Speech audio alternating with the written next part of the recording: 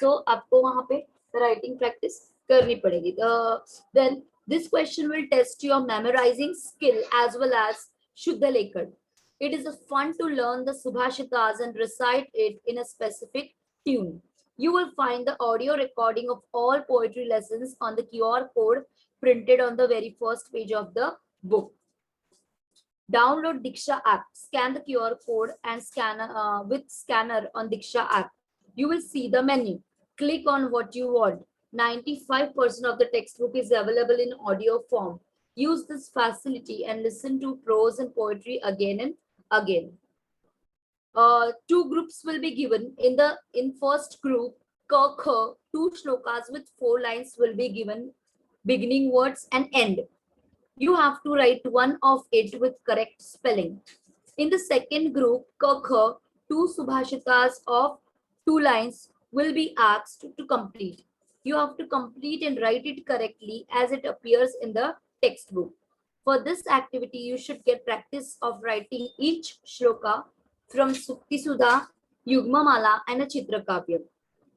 More important tip or important note is pay attention to Kana, Matra, Ukar, Velanti, Zodakshar, Anuswar, Visarga और रफार while writing.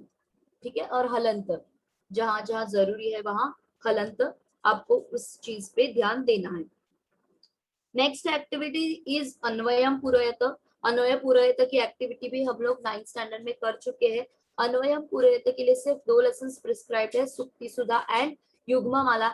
जैसे अन्वय दिया गया है, जिस प्रकार का अन्वय आपके टेक्स्ट बुक में दिया गया है उसी प्रकार का एक्सपेक्ट है अन्वय. This activity will not be this activity will be based on verses from Sukti Sudha and Yugmamala. Anvay of these verses had been already given in textbook. There will be 4 blanks given in the verse. Read Anvay again and again. ठीक है. एक तो आपको अन्वय में मुझे नहीं लगता ज्यादा कोई दिक्कत होगी या कुछ एक्स्ट्रा एफर्ट्स पुट करने की जरूरत है, ऐसे मुझे बिल्कुल नहीं लगता, क्योंकि ऑलरेडी हम लोगों को श्लोक पूर्ति इस क्वेश्चन के लिए हम लोगों को ऑलरेडी युग्ममाला और सुक्ति सुधा करना ही है. तो उसी प्रकार उसके साथ ही साथ अन्वय की भी प्रैक्टिस हो जाती है. अन्वय मतलब क्या है, जो मिसिंग वर्ड्स है, रेलेवेंट मिसिंग वर्ड्स है, वो आपको वहां पे अप्रोप्रिएट जगह पे आपको लिखने हैं. इसीलिए आपको दोनों भी लेसन्स जो है वो विद संधि भी लर्न होने चाहिए और विदाउट संधि भी आपको वो लर्न होने चाहिए. Then only you will be able to write that अन्वय प्रॉपर. ठीक है.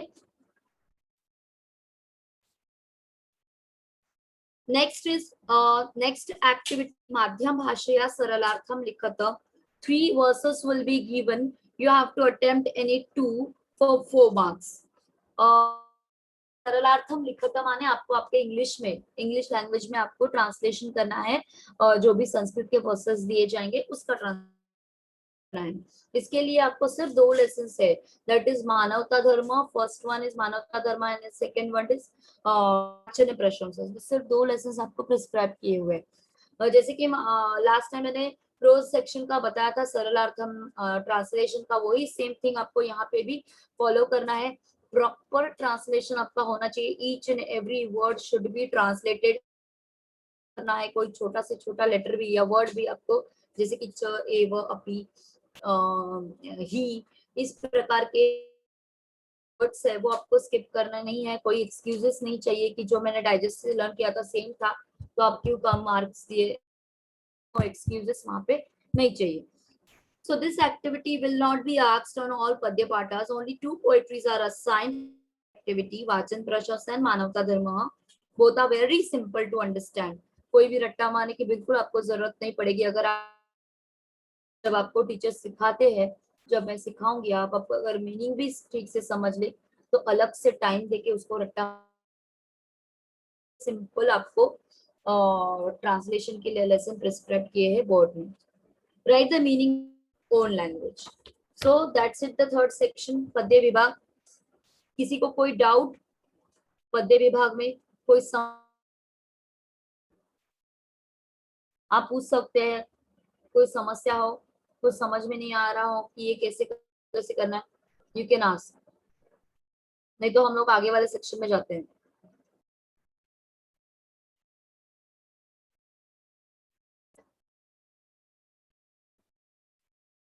यस, किसी को कुछ doubt? Write in a chat box if you have any doubt.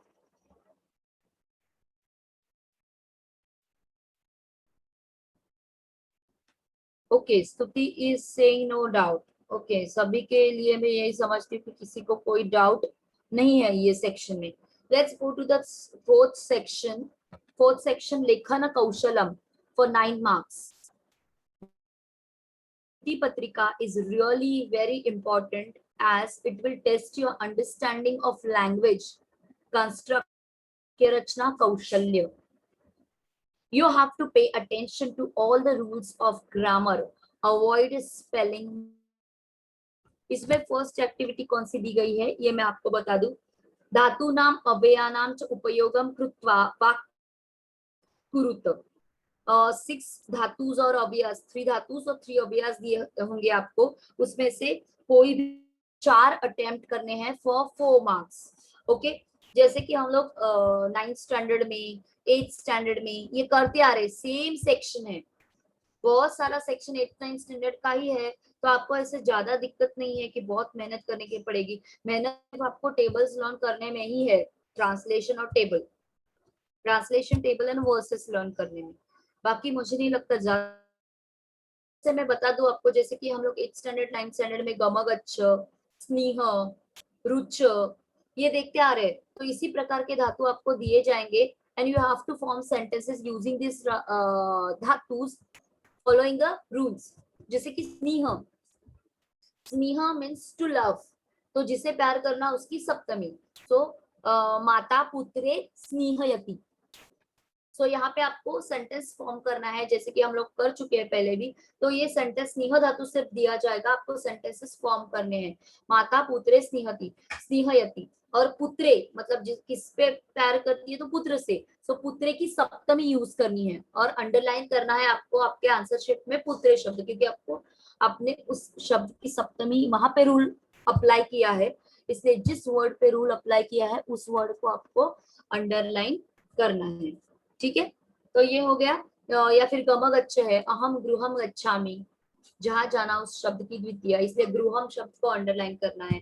या फिर अलम, अलम मीन्स इनफ, अलम विवादेन, सो विवादेन शब्द को अंडरलाइन करना है. ये सब हम लोग कर चुके हैं 8th 9th स्टैंडर्ड में. और वो स्पेसिफिक धातु और स्पेसिफिक अव्ययस has been given in a new textbook. New textbook अगर आपके पास पीडीएफ है तो उसमें बोर्ड ने ऐड किए हुए हैं.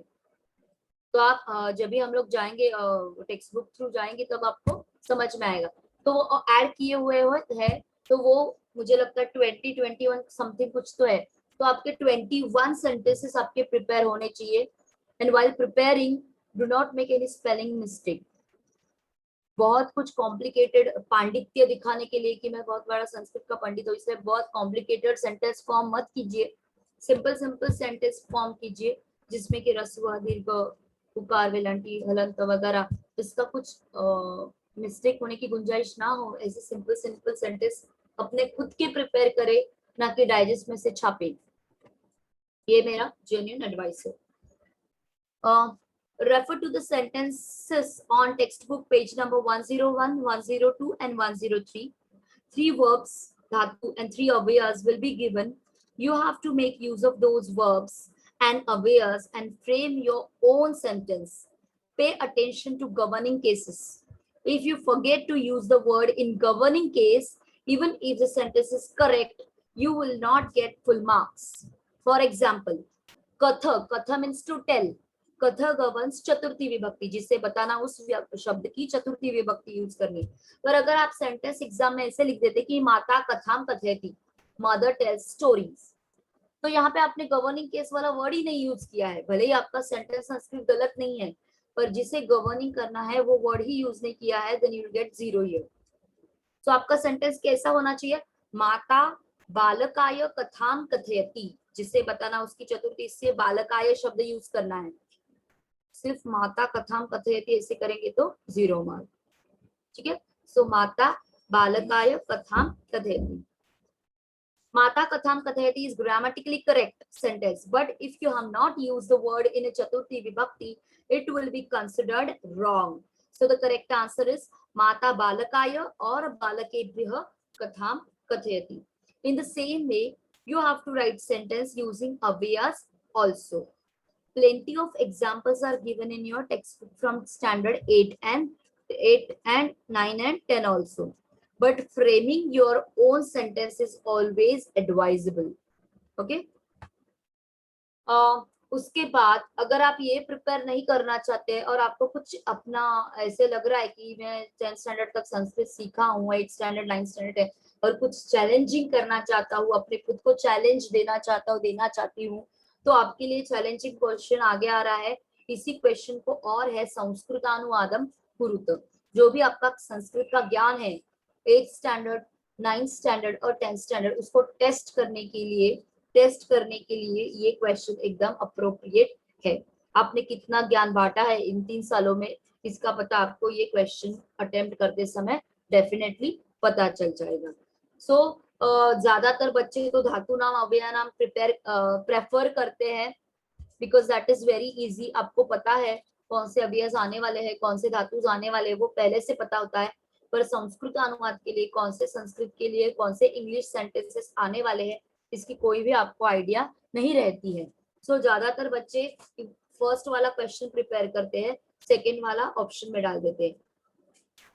तो संस्कृत अनुवादम कुरुत सचमुच अगर आपको चाहते हैं कुछ चैलेंजिंग अटेम्प्ट करना, तो साल भर में आप, मेरी ये राय है कि साल भर में जितने टेस्ट आप एग्जाम्स देंगे तो उसमें आप ये अटेम्प्ट करें. आपको पता चल जाएगा कि आप कैसे किस प्रकार अटेम्प्ट कर पा रहे हैं, कितने मार्क्स मिल रहे हैं. और फर्स्ट वाला क्वेश्चन तो है ही. Let's see. This is also a good option if you are good at writing your own sentences. Even if the sentences given are not priorly known to you, they will be simple and the vocabulary and a grammar required will be based on what you have done in 3 years. We can roughly expect sentences based on Chitrapadakosh of standard 8, 9, 10. Nouns and roots studied in textbook, sentences in different lakaras, purushas and vachans, use of visheshan, vishesha, twanta, lyabanta, etc. ये सभी आपने 3 साल में कितना grammar सीखा हुआ है, सीख चुके. चित्रपद कोश आपने कितने अच्छे से लर्न किया हुआ है, ये पता चलेगा जब आप ये क्वेश्चन ठीक से अटेम्प्ट. जैसे कि आई गो टू लाइब्रेरी. सो ये आई गो टू लाइब्रेरी, आई के लिए अहम, गो के लिए गच्छामी, लाइब्रेरी के लिए ग्रंथालय. तो सिंपल ये सेंटेंस है. आपको ये पता है रूल की गमक अच्छा होता है तो जहां जाते हैं उसकी द्वितीया. तो अहम ग्रंथालयम गच्छामी. ठीक है. एंड पुट दंड आफ्टर कंप्लीटिंग द सेंटेंस. तो ये सिंपल रूल जो है वो आप जैसे कि उपपद विभक्ति में आप फॉलो करते आ रहे हैं, सीख चुके हैं, वही रूल आपको यहाँ पे फॉलो करना है. और सेंटेंसेस इंग्लिश में जो दिए हैं वो ट्रांसलेट करने हैं संस्कृत में. ठीक है. इसके लिए आपका राइटिंग स्किल, आपका ग्रामर का नॉलेज, आपका चित्रपद कोश, आपका वोकैबुलरी, आपका लकार का नॉलेज, टेंसेस का नॉलेज सब मैटर करता है कि आपको कितना नॉलेज आपने गेन किया है, एक्वायर किया है इन 3 सालों में. अगर आप कॉन्फिडेंट है तभी आप ये अटेम्प्ट करें. In this question, you also get a chance to make use of roots and second group. मतलब second, third, fifth, seventh, eight, ninth की कंजंक्शंस जो है उसमें से आप यूज कर सकते हैं. लिट लकार यूज कर सकते हैं. मतलब आपका जो भी पांडित्य है, क्लेवरनेस है संस्कृत का, लगता है आपको कि मैं सचमुच बहुत ज्ञान प्राप्त कर चुकी हूँ संस्कृत में, तो वो प्रदर्शित करने का, ज्ञान प्रदर्शित करने का, पांडित्य प्रदर्शित करने का अच्छा सुनहरा मौका है आपके लिए. आप इसमें कर सकते हैं. फॉर एग्जाम्पल एक सेंटेंस इंग्लिश में बता दूं, आप में से देखते हैं कौन अटेम्प्ट कर पाता है. A boy Yeats laddoos every day. A boy Yeats laddoos every day.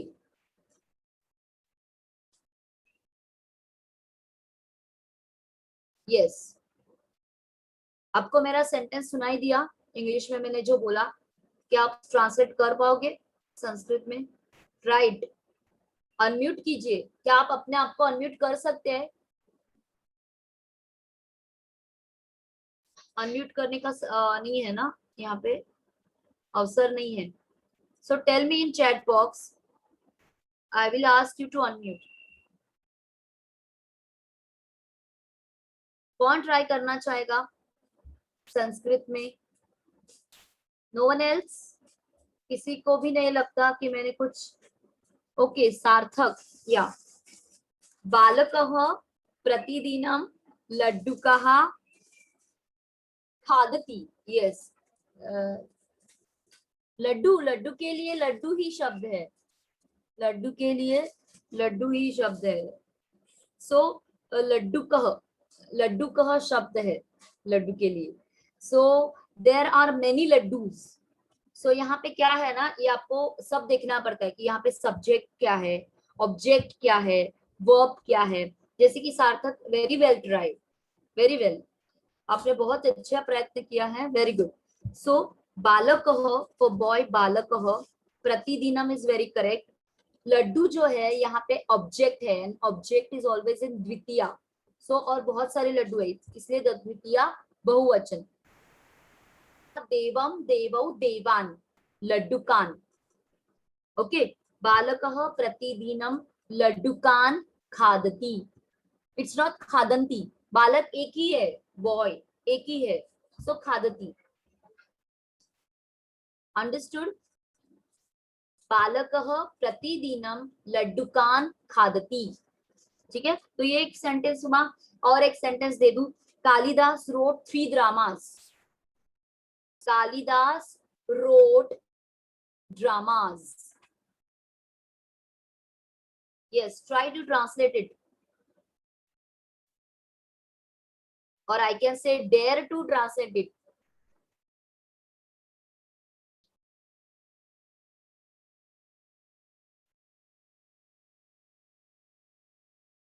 Kalidas wrote 3 dramas. Kalidas के लिए संस्कृत में कालिदास ही लिखेंगे, ड्रामास के लिए नाटक, 3 के लिए अब 3 नाटक के अकॉर्डिंगली जाएगा। नाटक अगर कौन सा है, नाटक इज न्यूटर वर्ड, नपुंसकलिंगी है, तो त्रीणी यूज करना पड़ेगा। और रोट के लिए अलिखत, अरचयत, ठीक है, अलिखत या अरचयत। So I will tell the answer, कालिदासः त्रीणी नाटकानि। ड्रामानी नहीं रे, ड्रामानी कैसे आएगा, नाटकानी, ये क्या बीच में इंग्लिश डाल दिया, उसमें नहीं जम रहा तो इंग्लिश घुसा दिया। सो ऐसे नहीं, ड्रामा के लिए मैंने वर्ड बता दिया ना, इट इज नाटकानी। सो कालिदासः त्रीणी नाटकानि अलिखत और अरचयत। यस यस, त्रीणी नाटकानि, नाटकानि आएगा, ड्रामाज है ना, प्लूरल है। सो नाटकानि अरचयत, रचयति नहीं आएगा, it's not present tense, it's past tense. So अरचयत, ठीक है। Next section which is very very important, पंचसप्त वाक्यात्मकम निबंधम लिखत। ठीक है, निबंध। सो इसमें आपको 3 टॉपिक्स दिए जाएंगे, उसमें से कोई भी एक टॉपिक आपको अटेम्प्ट करना है फॉर 5 मार्क्स। सो जैसे कि हम सबको पता है, बोर्ड ने इतना इजी कर दिया है आपके लिए, कोई भी दिक्कत आपको होगी ही नहीं कि कितना मतलब क्या बोलते हैं ना, स्पून फीडिंग कैसे करते हैं, इसका बेस्ट एग्जांपल है ये कि आपको 7 टॉपिक्स एसएस के ऑलरेडी दिए हुए हैं टेक्स्ट बुक में आपके। ठीक है, तो वही 7 टॉपिक्स जो है वो आपको ठीक से प्रिपेयर करने हैं। उसी 7 टॉपिक्स में से कोई भी 3 टॉपिक्स आपको आएंगे, समझ में आ रहा है? कोई भी 3 टॉपिक्स आपको पूछे जाएंगे, मतलब इतना इजी है कि 3 में 3 आएंगे ना, तो कोई भी 2 टॉपिक आप 7 में से ऑप्शन में डाल सकते हैं। सिर्फ आपको 7 में से 5 टॉपिक्स करने हैं एसएस के पूरे साल में। देखिए कितना इजी है ये सेक्शन में, ये टर्म में, फर्स्ट टर्म में 3 कर दीजिए, सेकेंड टर्म में 2 कर दीजिए, फिर भी आराम से आप कर पाएंगे। ठीक है, सो निबंध लेखनार्थम निर्दिष्टः विषयः, कौन से प्रिस्क्राइब टॉपिक है आपको? मम प्रियः कविः, माय फेवरेट पोएट। मम प्रियः खगः, माय फेवरेट बर्ड। मम प्रियः नेता, माय फेवरेट लीडर। मम प्रियः उत्सवः, माय फेवरेट फेस्टिवल। मम प्रियं पुस्तकं, my favorite book. Mama priya bhasha, my favorite language. And last is Bharatiyam prasiddha sthalam. The famous tourist, the famous Indian place. ठीक है, सो प्रसिद्धम स्थलम मतलब जो भी हेरिटेज प्लेसेस है, जो भी वो आपको यहाँ पे आप प्रसिद्ध जो भी है, जैसे कि ताजमहल वगैरह लिख सकते, कुछ भी, तो वो यहाँ पे लिखने हैं। तो इतने सिंपल सिंपल आपको एसेस दिए हैं, तो इस एसेस में से कोई भी 5 ऐसे आपको प्रिपेयर करने हैं। तो इसमें कौन से पॉइंट्स आपको कंसिडर करने हैं? दिस इज मोर और less an open ended question. Though the area of topic is defined, you have a choice to choose your own specific object. There are 7 topics prescribed for this question in the exam, out of which 3 topics will be asked and you have to write on any one topic. यहाँ पे भले ही आपको बोला है 5 sentences पर side, आप 7 sentences लिख देंगे एग्जाम में, क्योंकि ऐसे हो सकता है कि 5 सेंटेंस में से कभी किसी में ह्रस्व दीर्घ हलत उकार वगैरह में कुछ मिस्टेक हो गया, तो एटलीस्ट आगे वाले सेंटेंस तो करेक्ट है, तो वो कंसिडर करेंगे अगर आपके एग्जामिनर, तो आपको दिक्कत नहीं होगी। 5-7 grammatically correct sentence should be written. Since the areas are fixed, you can be prepared well in advance for this question. There should be correlation between these sentences. आपको 3 चीजें जो है वो ध्यान में रखनी है। Your essay should start with an introductory sentence. So essay जो है रट्टा मारेंगे, ऑब्वियसली बहुत सारे बच्चे ऐसे होते हैं कि रट्टा मारते हैं जो डाइजेस्ट में दिया होता है, और वही ऐसे बार बार चेक कर करके एग्जामिनर बेचारा पक जाता है। सो आपका पेपर कुछ अलग हो, 2000 पेपर में से आपका पेपर कुछ हटके हो, अलग हो, जिससे वो इम्प्रेस हो और उसको हाथ से 5 आउट ऑफ 5 मार्क्स जाए, ऐसे आप लगता है, तो आप अपना कुछ तो अलग, अगर आप चाहे तो you can take help of your teacher. मैं आपको प्रोवाइड कर सकती हूँ हटके कुछ टॉप सेंटेंसेस हम लोग प्रिपेयर कर सकते हैं। ठीक है, आपके स्कूल के टीचर है, मैं हूँ, कुछ हल्के सेंटेंसेस अगर आप प्रिपेयर करें तो it will be definitely interesting, enhance your paper, और कुछ अलग पढ़ने को मिल रहा है हम लोगों को, ऐसा सोच के एग्जामिनर भी खुश हो जाएंगे। उनको भी कुछ अलग चाहिए पढ़ने के लिए, सेम टॉपिक पढ़ के सेम सेंटेंसेस रट रट के वो भी कंटाल जाते हैं। You should mention why that object is your favourite. बहुत बार ऐसे होता है कि ऐसे अभी देखा, जैसे कि मैंने टॉपिक आपको सबको पढ़ के सुनाया, और 6 टॉपिक्स में यही है कि मम प्रिय मम प्रिय मम प्रिय। सो बहुत बार बच्चे लिख तो देते हैं कि मम प्रिय भाषा, ऐसे तो लिख देते हैं, पर वहां पे स्ट्रिक्टली मेंशन करना है कि therefore this is my favorite, अतः एषः मम अतीव प्रियः। क्यों मेरा फेवरेट है, वो आता ही नहीं है उस ऐसे में। सो सेंटेंसेस शुड बी रेलेवेंट, ऐसे नहीं कि कुछ भी 5 सेंटेंसेस लिख दे और 5 मार्क्स मिल गए। So there should be mentioned that why this object is your favorite. If possible, if you want out of out marks, then end your day with a verse, suitable verse or good saying.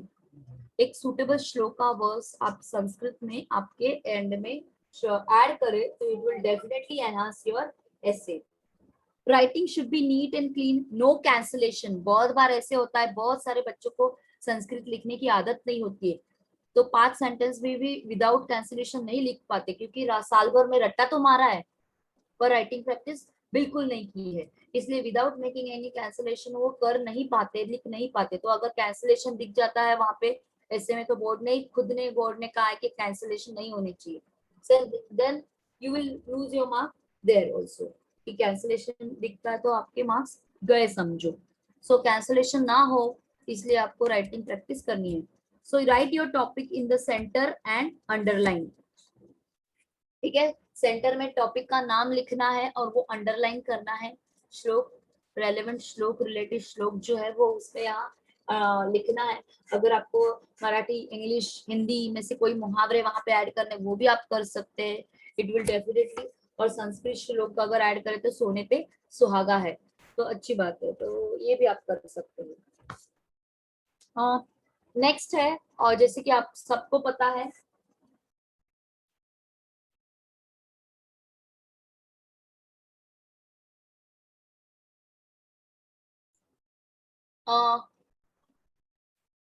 Next चीज ये है कि इस ऐसे को आपको और है चित्र वर्णनम कुरुत।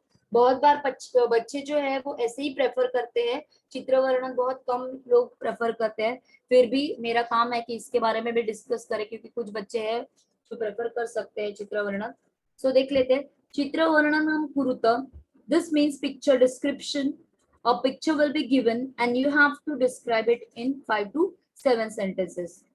The topics again are fixed and mentioned on page number 107 in textbook. Topics आपके फिक्स्ड है, पर पिक्चर फिक्स्ड नहीं है, पिक्चर कौन सा आएगा फिक्स नहीं है। जैसे कि टॉपिक है कृषि कार्यम, उद्यानम, रेल स्थानकम, ध्वजवंदनम, वर्षा कालः, विद्यालयः, सायंकालः और विपणि।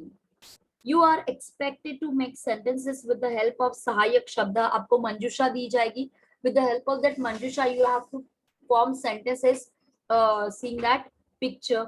Names of the objects will be printed on the picture itself near the object in a prathama vibhakti। prathama vibhakti का आपको कैसे सेंटेंस में उपयोग करना है ये आप पे है। You have to change the vibhakti according to your uses. Similarly, verbs will be given in manjusha in pratham purush ekvachan. With the help of nouns and verbs, you have to compose 5 to 7 sentences. So ये हो गया fourth section. Fourth section में किसी को कुछ doubt?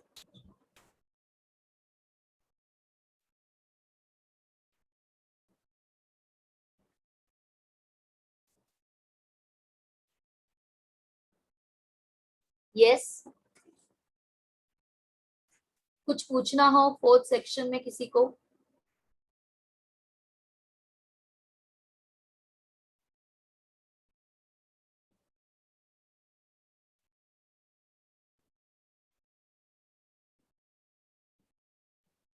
Yes, essay topics are already prescribed in your text, page number 104. First is Mama Priyah Kavihi, Mama Priyah Kavihi, Mama Priyah Khagah, Mama Priyah Neta, Mama Priyah Utsavah, Mama Priyam Pustakam, Mama Priyah Bhasha, and last is Bharatiyam Prasiddham Sthalam. Topics already given in your textbook, don't worry, topics are there, okay? और जिसको लगता है जरूर, और आपको ये section देखने के बाद आपको ये दिमाग में एक बात फिट करानी है कि अभी से आपको क्या करना है, वो अव्ययस और धातु के सेंटेंसेस प्रिपेयर करने हैं, और ये एसएस की प्रिपरेशन साइड बाय साइड करनी है। क्योंकि आप बोलेगी नहीं कर लूंगा, मैं कर लूंगी, मेरे पास है टाइम, बहुत टाइम है, ऐसे नहीं होता। एंड में इतना घाई हो जाता है, क्योंकि बाकी के सब्जेक्ट्स का भी बर्डन आप पे रहेगा, ना कि सिर्फ संस्कृत है, बाकी के सब्जेक्ट्स का। तो अगर शांति से ध्यान देके आप करना चाहते तो ये अभी शुरू से आप एक एक टॉपिक लेके 5 टॉपिक झट से बाजू में कर दे, लर्न करके। समझ में आ रहा है? फिक्स कर ले कि कौन से 5 टॉपिक मुझे करने हैं, 2 कौन से ऑप्शन में डालने हैं, 5 की कैसे प्रिपरेशन करनी है, कहाँ से कलेक्ट करने हैं, टीचर को पूछना है। मैं यहाँ पे हूँ आपके लिए, आप मुझसे कांटेक्ट करें और मुझे पूछे कि नहीं टीचर हम लोगों को ये 5 टॉपिक जो है वो प्लीज दे दीजिए, ठीक है? So I will definitely help you in that. सो ये आपको देखना है। उसके बाद let's go to the next section, पंचमः विभागः भाषाभ्यास for 17 marks which definitely whole and sole based on grammar, ठीक है? प्रश्न 5वां, और इसमें फर्स्ट सेक्शन है तालिका पूर्तिम कुरुत, you have to complete the table. First तालिका आपको रहेगी नाम तालिका, उसमें 6 ब्लैंक्स रहेंगे, you have to attempt any 4 for 2 marks. Second तालिका आपको रहेगी सर्वनाम तालिका, वहां पे भी 6 ब्लैंक्स रहेंगे, you have to attempt any 4। Again आपको जैसे कि मैंने बोला, जिस those who are desirous of getting 80 on 80, so they should definitely learn by heart all the tables given in 8th standard and 9th standard 10th standard text book. जैसे कि देव से लेकर भगवत, वाच, दिश, 10th स्टैंडर्ड के जो है शशिन, सब आपके लर्न होने चाहिए। समझ में आ रहा है? अगर आपको चाहिए कि नहीं पूरे मार्क्स लेने ही है, लेने ही लेने हैं, तो वो टेबल्स आपको लर्न करने हैं।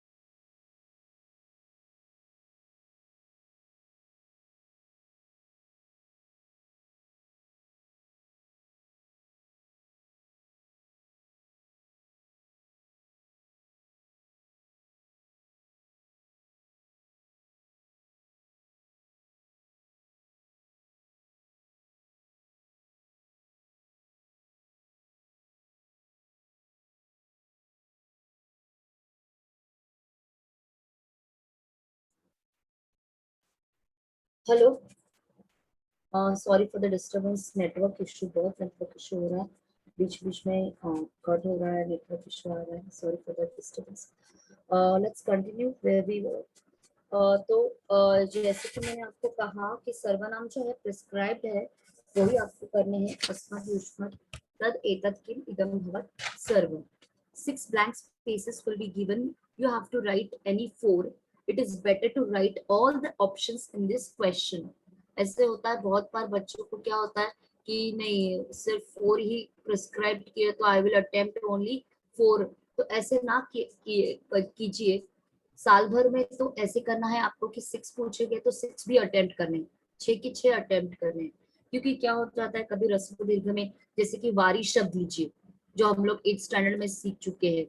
हाँ, तो वारी शब्द में है, मधु शब्द में है, कहाँ पे रस्व है, कहाँ पे दीर्घ है।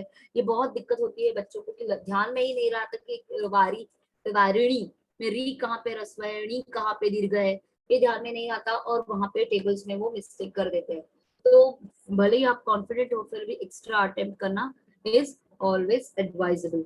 तो ये ध्यान में आपको रखना है। All the nouns and pronouns should be memorized and write it again and again for practice.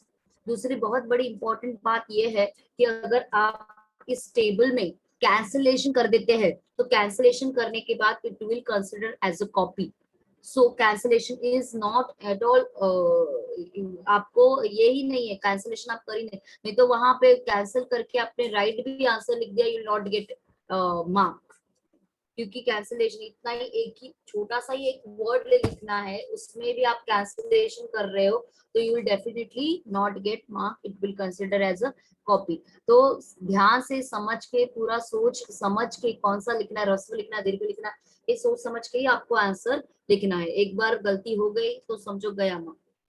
Next is क्रियापद तालिका। क्रियापद तालिका में आपको 6 ब्लैंक्स रहेंगे, कोई भी 4 ब्लैंक्स आपको अटेम्प्ट करने हैं।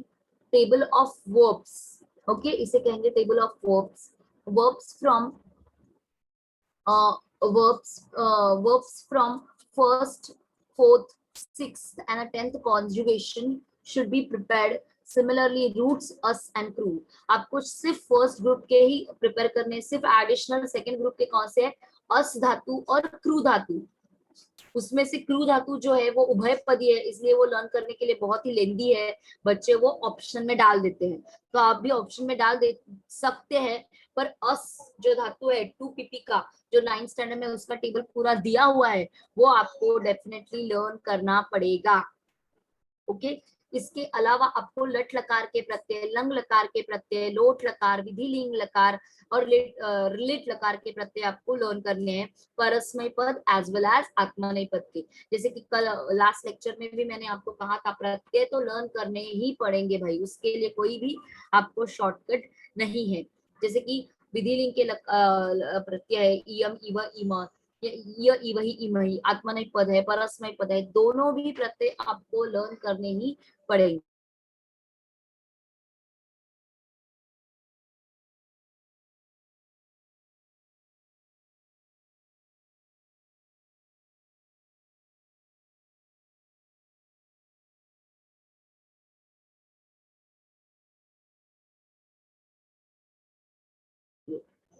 योर वर्क फ्रॉम लट लकार में पुरुष प्रथम पुरुष के ही पूछे जा सकते हैं तो नहीं, प्रथम पुरुष, मध्यम पुरुष और उत्तम पुरुष, उसमें से कोई भी एक पूछा जा सकता है। So you have to prepare for any of those sentences. ठीक है, solve all the options, read लकार एंड पुरुष प्रॉपरली। तो आपको ऑल ऑप्शंस जो है वो सॉल्व करने हैं और लकार और पुरुष प्रॉपरली प्रिपेयर करने हैं। Don't make haste in writing answer, कोई भी हेस्ट करना नहीं है, जल्दबाजी नहीं करनी है, कैंसलेशन नहीं करना है while you are writing the answers of this table. तो ये हो गया क्रियापद तालिका। नेक्स्ट इज धातु साधित विशेषण तालिका। उसमें भी आपको 6 ब्लैंक्स रहेंगे, कोई भी 4 ब्लैंक्स आपको अटेम्प्ट करने हैं फॉर 2 मार्क्स। इसके लिए आपको बहुत ही आसानी है कि सिर्फ आपको पेज नंबर 78 करना है। The chart of all dhatu sadhit forms are given collectively. Revise the chart again and again orally as well as in written. यहाँ पे सिर्फ पेज नंबर 78 कर लो, 2 मार्क्स आपके हाथ में है। उसके बाद नेक्स्ट एक्टिविटी है निर्दिष्टः कृतिः कुरुत। 4 एक्टिविटीज दी जाएंगी, 4 क्वेश्चंस दिए जाएंगे, कोई भी 3 क्वेश्चंस आपको अटेम्प्ट करने हैं। फर्स्ट क्वेश्चन इज योग्यम रूपम लिखित्वा रिक्त स्थान पूर्तिम कुरुत। Okay, for 3 marks. This activity is based on संख्यावाचक, आवृत्तिवाचक, क्रमवाचक वर्ड्स, जो हम लोग 8th स्टैंडर्ड 9th स्टैंडर्ड में करते आ रहे हैं। These are related to numbers. There is difference in their formation and usage. संख्यावाचक and क्रमवाचक are adjective, whereas आवृत्तिवाचक is an अव्यय। यहाँ पे thoroughly study page number 96 to 100। अगर पेज नंबर 100 के जो सेंटेंसेस है वो आप ठीक से प्रिपेयर कर ले तो ये मार्क्स 3 मार्क्स आपके हाथ में है, ठीक है, क्योंकि वही क्वेश्चंस पूछे जाते हैं जो पेज नंबर 100 पे दिए गए होते हैं। और सिर्फ ऐसे हो सकता है कि कोई सब्जेक्ट जो है, नाम जो है किस कैरेक्टर का, वो चेंज हो सकता है, पर सेम टाइप के क्वेश्चंस जो है पेज नंबर 100 वाले वही इस क्वेश्चन में पूछे जा सकते हैं।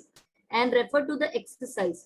You should also be prepared for half sentences and half sentences outside the exercise।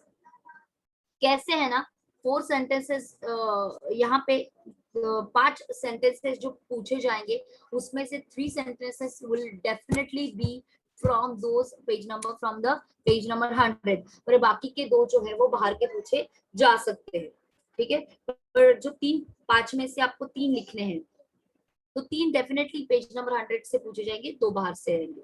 So you have to be prepared for both of them. Second activity समासानाम तालिका पूर्तिम कुरुत्व। 5 समास आपको पूछे जाएंगे, कोई भी 3 लिखने हैं। समास हम लास्ट ईयर भी सीख चुके हैं, इस साल भी आपको है। There will be 3 columns in this तालिका। फर्स्ट कॉलम इज समस्त पदम, सेकेंड कॉलम इज विग्रह एंड थर्ड कॉलम इज समास नाम, out of which 2 will be given. कोई भी 2 सेक्शंस आपको दिए जाएंगे, एक आपको पहचाना है, जैसे कि समस्त पद आपको दिया जाएगा, विग्रह दिया जाएगा और समास नाम पहचानना है, या फिर समास नाम दिया जाएगा, विग्रह दिया जाएगा, समस्त पद पहचानना है। You will be asked to fill any one. The compound words given in अभ्यास पत्रम भाषा सूत्रम of 10th standard should be referred again and again. अभ्यास पत्र हमारे है 1, 2, 3, वो आपको ठीक से करना है, उसी में से आपको समास पूछा जाएगा, एज वेल एज आपका जो एक्सरसाइज है उसमें से आपको समास ठीक से प्रिपेयर करने हैं। नेक्स्ट एक्टिविटी इज समानार्थक शब्दान विरुद्धार्थक शब्दान लिखत। 5 दिए जाएंगे, उसमें से 3 आपको लिखने हैं। मिक्स्ड एंड मैच रहेंगे, समानार्थी विरुद्धार्थी अलग अलग से कोई मेंशन किया नहीं जाएगा, सिर्फ समानार्थी शब्द के सामने डैश रहेगा, विरुद्धार्थी शब्द के सामने क्रॉस रहेगा। सो आपको वो प्रॉपरली देख के समझ के उसका आंसर लिखना है। This question is based on antonyms and synonyms. This will be a mixed activity. Both types of words will be asked. So you have to carefully look at the signs. Equal का sign है या cross का sign है, ये देख के आपको उसका आंसर लिखना है and answer accordingly. Revise words given in the textual exercise and अभ्यास पत्रस।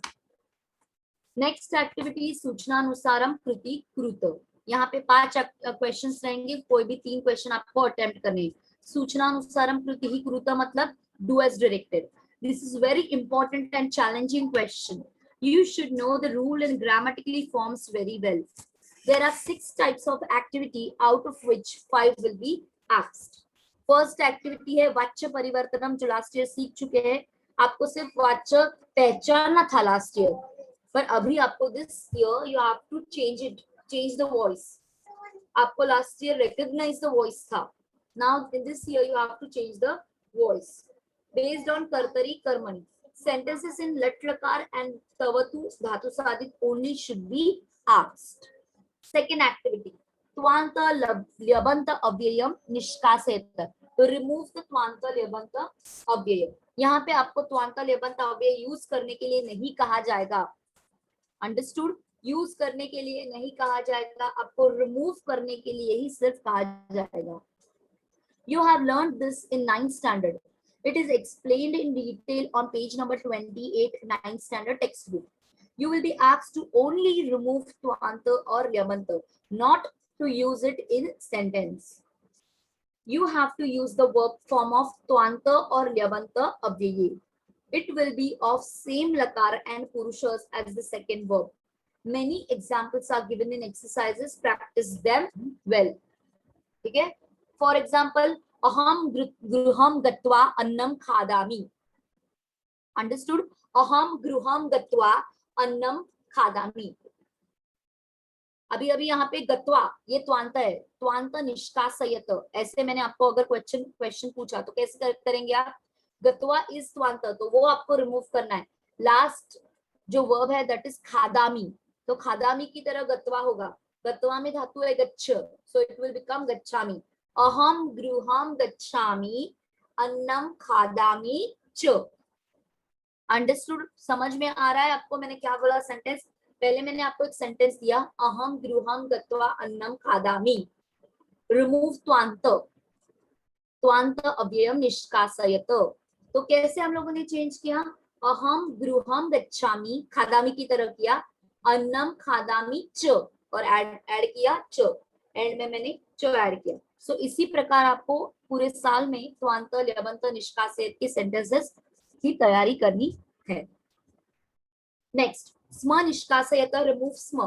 Sma is added to any sentence of lat lakar. It gives a sentence of past tense.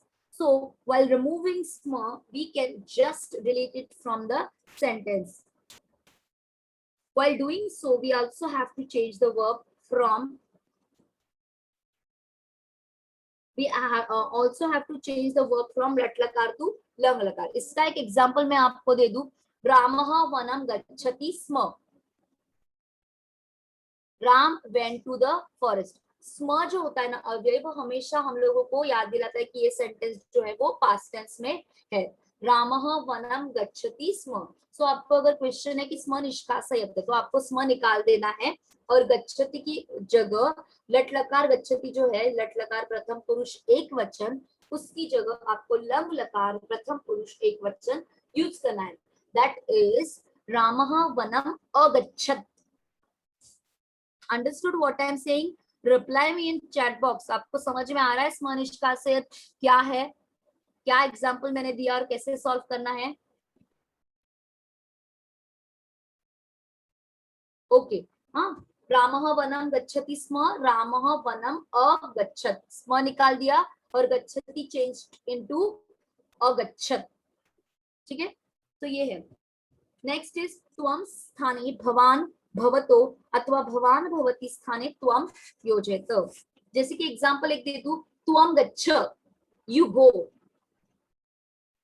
ठीक है, त्वम गच्छ. तो इसकी जगह मैंने अगर बोला कि त्वम निष्कासयत और भवान योजयत, तो आपको बोलना है भवान गच्छतु.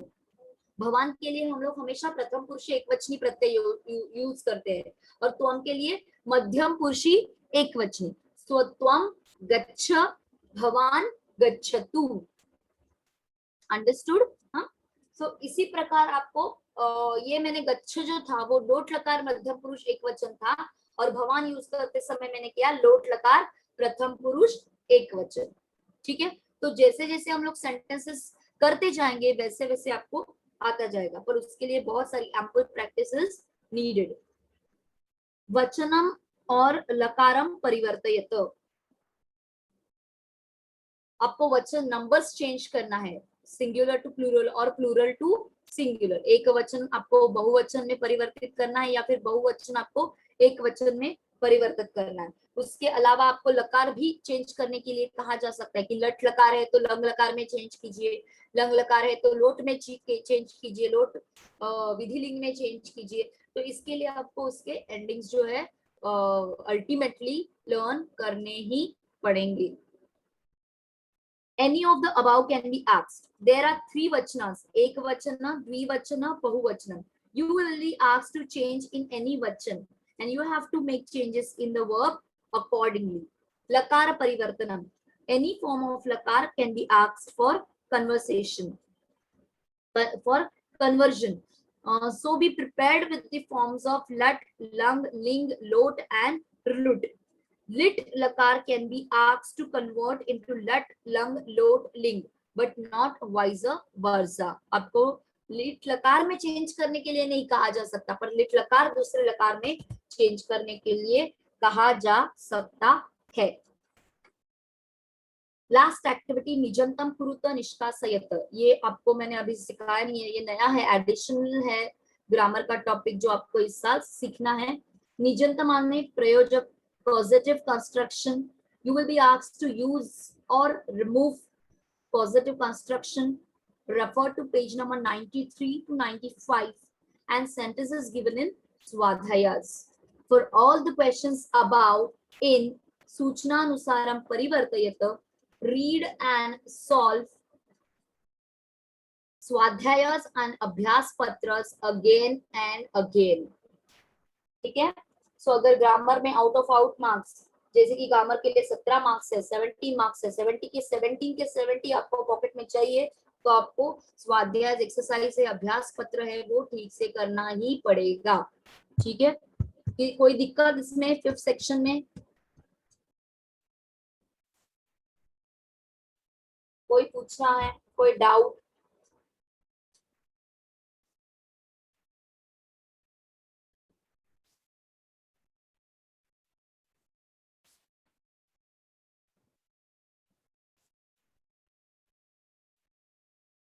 Okay, no doubt. कोई भी डाउट नहीं है 5th सेक्शन में. नेक्स्ट सेक्शन, लास्ट सेक्शन हम लोग देख लेते हैं. षष्ठ विभाग अपठितम, अनसीन. ये बहुत ही क्या कहेंगे, अनसीन पैसेज जो है वो बहुत ही आपको क्या कहेंगे, पूरे मार्क्स मिलने के लिए 100 मार्क्स से अगर पढ़े, सोचे और अटेम्प्ट करे तो पूरे के पूरे मार्क्स आपको इसमें मिल सकते हैं. This question is for, this section is for 8 marks. प्रश्न सावा अ, गद्यांशम पठित्वा कृति कुरुत. आपको एक पैसेज दिया जाएगा, अनसीन पैसेज रहेगा, वो आपको ठीक से पहले पढ़ना है और फिर उसके बाद उसके क्वेश्चंस अटेम्प्ट करने हैं. इस पैसेज के अंडर आपको 6 क्वेश्चंस दिए जाएंगे, 6 में से कोई भी 4 क्वेश्चंस आपको अटेम्प्ट करने हैं. This is also very important section in कृति पत्रिका. You have to understand a paragraph not learned before on your own and answer the questions. A simple paragraph of 60 to 80 words will be given. Points आपको कौन से ध्यान में रखने हैं? First point, first read the paragraph fully. Second, underline difficult words. Third, read the questions below the paragraph. Fourth, solve all the questions. 6 बोले हैं तो 6 के 6 questions आप attempt करें, क्योंकि एक भी गलत अगर हो जाता है बाय चांस तो आपको बाकी के क्वेश्चंस के लिए मार्क्स मिल जाएंगे. Most of the activities are same as in गद्य विभाग. इसमें फर्स्ट क्वेश्चन रहेगा, एक्टिविटी रहेगी पूर्ण वाक्य न उत्तरतम. आपको पैसेज में से उसका जो भी है आंसर 1 to 2 वर्ड्स में आप उसका आंसर रहेगा वो फाइंड आउट करके आपको जैसे कि तैसे प्रश्नार्थक नाम के प्रश्नार्थक सर्वनाम जो है उसके जगह इंस्टेड ऑफ दैट प्रश्नार्थक word you have to fill the correct answer. Next question is प्रातिपदिकम लिखत. ओके, प्रातिपदिकम लिखत. व्हाट इज प्रातिपदिकम लिखत? प्रातिपदिकम लिखत माने मेन वर्ड.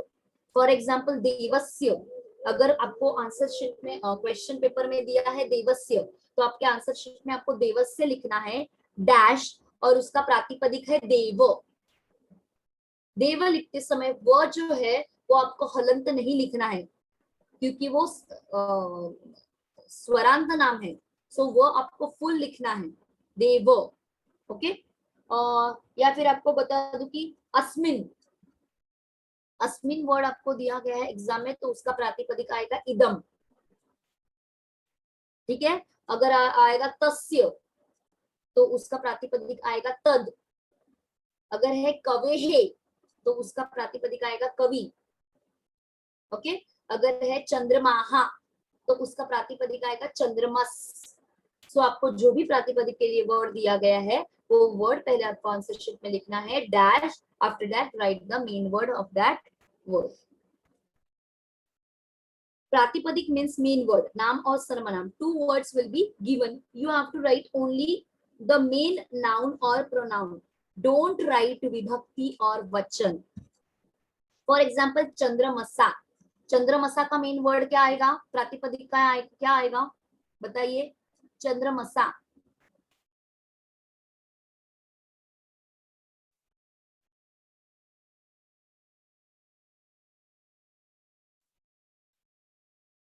चंद्रमसा का प्रातिपदिक आएगा चंद्रमस। नेक्स्ट इज एतेशाम, एतेशाम का प्रातिपदिक क्या हो सकता है,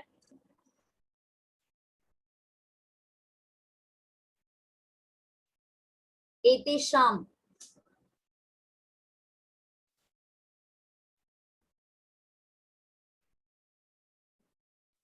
एतेशाम का प्रातिपदिक है एतद, अंडरस्टूड, एतेशाम का प्रातिपदिक है एतद। सो ये आपको तभी आएगा जब आपके वर्ड्स लर्न है।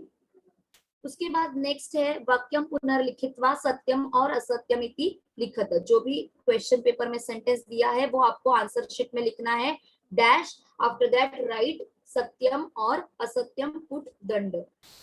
नेक्स्ट है माध्यम भाषया सरलार्थम लिखत।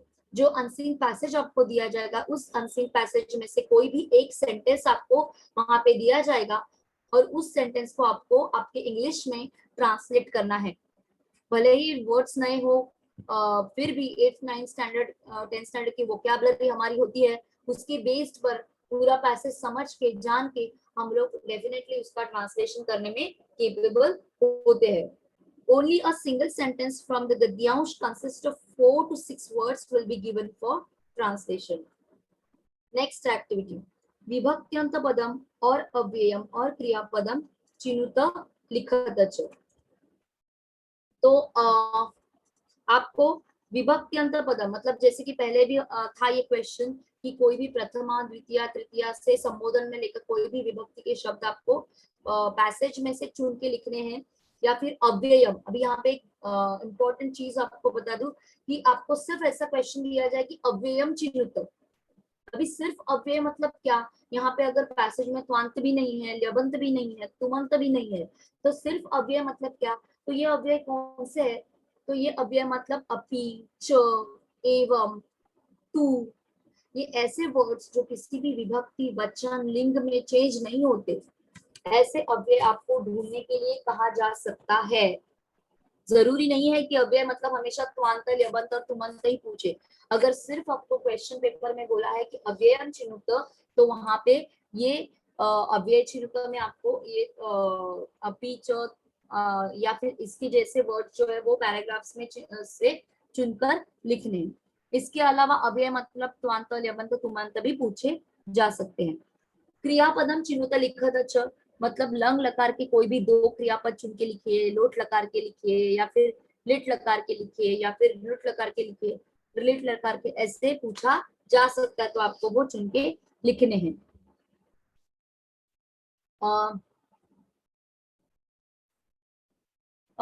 उसके बाद 6th क्वेश्चन है कारक परिचयम कुरुत।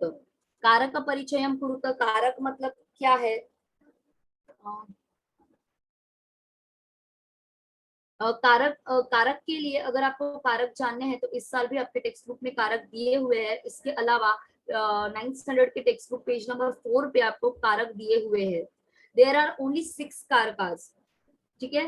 तो कारकास कौन है, प्रथमा विभक्ति का कारक है कर्ता, द्वितीय विभक्ति का कारक है कर्म, तृतीय विभक्ति का कारक है करणम, चतुर्थी विभक्ति का कारक है संप्रदानम, पंचमी विभक्ति का कारक है अपादानम और सप्तमी विभक्ति का कारक है अधिकरणम।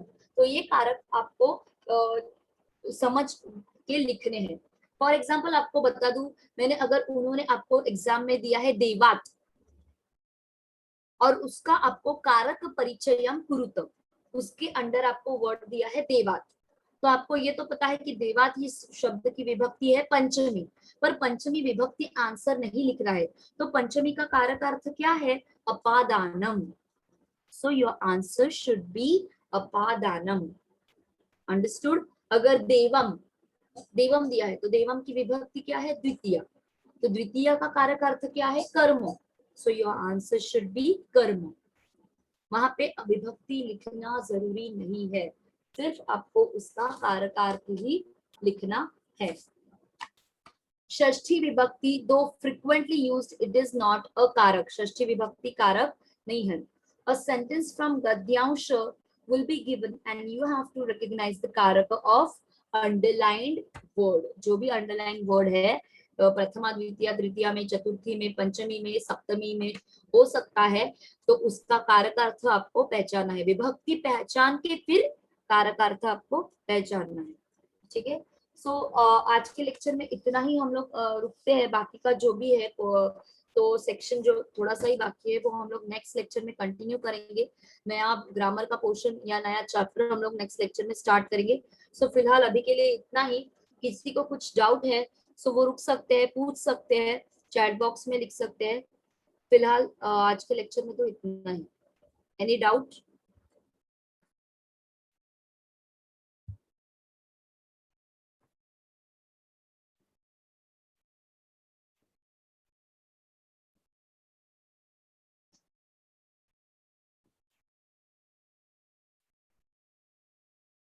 Okay.